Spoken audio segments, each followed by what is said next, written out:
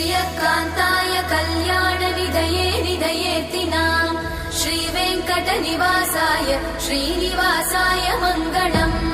लक्ष्मी सविभ्रमालोकसुभ्रूविभ्रमचक्षुषे चक्षुषे सर्वलोकानां वेङ्कटेशाय मङ्गलम्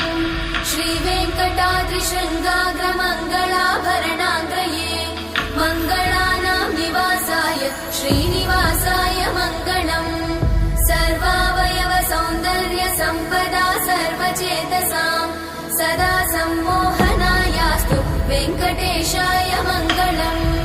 नित्याय निरवध्याय सत्यानन्दचिदात्मने